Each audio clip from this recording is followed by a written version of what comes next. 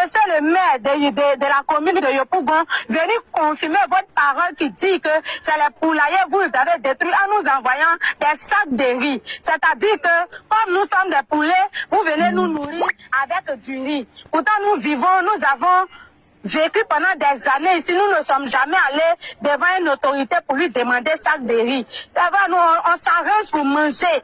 Parce que où nous sommes là, nous ne comptons plus sur l'État. Parce que c'est l'État qui est en train de nous détruire de cette manière. Nous n'avons plus de confiance en l'État parce que ce sont eux qui sont en train de nous traiter comme ça. Nous ne pouvons pas aller vers eux. Parce que si un enfant est en train de te frapper, ne t'attends pas à ce que demain son papa vienne te consoler.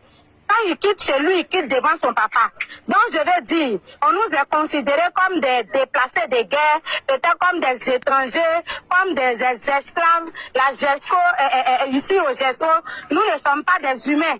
On n'est pas allé à l'école, on n'a pas fréquenté. Vous voyez, français même, on ne comprend même pas pour mieux s'exprimer. Mais nous respirons comme vous. Nous respirons comme vous. Nous, les femmes qui tombons enceintes, qui accouchons là, il n'y a pas une manière d'une femme riche d'accoucher et puis une manière d'une femme pauvre d'accoucher. Vos femmes ont les mêmes manières d'accoucher que nous. Vos mères qui vous ont accouché là ont eu les mêmes manières d'accoucher que nous. C'est vos mamans, votre mère ont tout fait pour que vous deveniez ça. C'est ce que nous sommes en train de faire pour nos enfants. Et vous êtes venus détruire les écoles. Aujourd'hui, vous êtes ministre. C'est parce que vous êtes allé à l'école. Sinon, vous n'êtes pas né avec ce nom-là.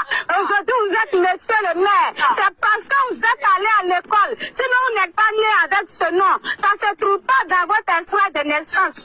C'est le nom que l'école vous est donné. Et vous avez détruit nos enfants. J'ai pour l'habitude d'appeler mon premier garçon, mon premier ministre. Hier, quand j'ai appelé l'enfant, il m'a regardé carrément et dit, maman, si je dois être premier ministre pour mettre les familles dans la rue comme ça, je suis désolée. Je ne peux pas être dans le gouvernement de la Côte d'Ivoire. Je préfère faire mes propres affaires. Parce qu'une fois que les gens arrivent devant là-bas, leur côté humain là s'éteint. Regardez ce que l'enfant là m'a dit.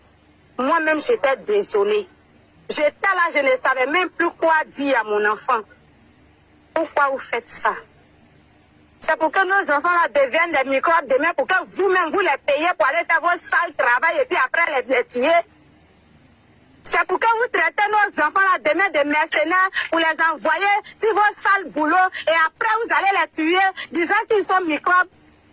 Les enfants qui sont microbes aujourd'hui là, c'est l'État qui a fait d'eux les microbes. Et c'est venu d'ici.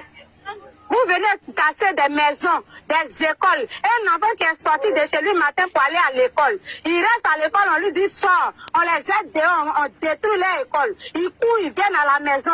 On les poursuit jusqu'à la maison. On détruit leur maison. Ces enfants-là, vous pensez que demain, quand ils vont apprendre même ce qui concerne l'État, là, comment ils vont juger ça? Comment ils vont juger ça? Pensez à nous, pensez à nos enfants, pour vous qui avez encore un peu d'humanité en vous, pour vous qui avez encore le cœur de nous aider, pour vous qui pensez et qui savez que quand il pleut, l'eau de pluie qui descend là ne choisit pas pauvre, ne choisit pas riche, mais ça passe devant la maison de tout le monde. C'est pourquoi j'ai dit, revenez nous voir, aidez-nous à avoir un point où habiter. Sinon, même si vous avez l'argent, mais la nature est juste.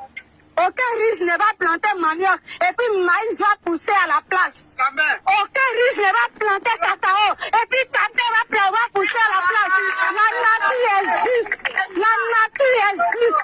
Même si nous sommes pauvres, le Dieu du ciel est pour nous aussi. Même si nous n'avons rien, le Dieu du ciel est pour nous. C'est parce que Dieu est juste que les présidents meurent, les pauvres meurent, les enfants meurent, les femmes, les garçons. La justice de Dieu ne trie personne, quel que soit ton rang social. Et si vous n'avez rien fait pour réparer l'injustice que vous nous avez fait, la terre, nous sommes sortis de la terre, nous retournons dans la terre. Et la terre est juste. Tout ce que tu plantes dans la terre, il multiplie pour te donner. Quand tu plantes un grain de maïs, quand ça sort des milliers de grains de maïs. Donc, ce que vous avez commencé dans notre vie, si vous n'avez pas réparé dès maintenant, quand ça va commencer à produire dans la vie de vos enfants demain, ça sera des milliers de grains de destruction, comme ce que vous venez de semer chez nous. Pourquoi? Pourquoi nous devons vivre dans nos propres pays comme si nous étions des déplacés de guerre dans d'autres pays? Pourquoi on doit vendre notre espace, nous chasser, nous tuer, nous jeter à la rue pour vendre nos espaces aux étrangers? Pourquoi? On nous dit qu'ils ont vendu ici aux Marocains. Quand nos filles d'ici vont au Maroc aujourd'hui, ils prennent nos filles pour faire femmes de leurs chiens. Les chiens poussent avec eux. Et aujourd'hui, vos propres filles, là, vous êtes en train de les jeter à la prostitution pour vendre leur terrain à ces personnes. Regardez Dieu, parce qu'il est juste. Ce Dieu-là, c'est lui qui, vous et moi, nous a donné le souffle de vie. Vous avez détruit notre maison, mais vous n'êtes pas le maître des sous de vie qui est en nous. Et celui qui en est le maître est juste. Il va passer par des personnes qui ont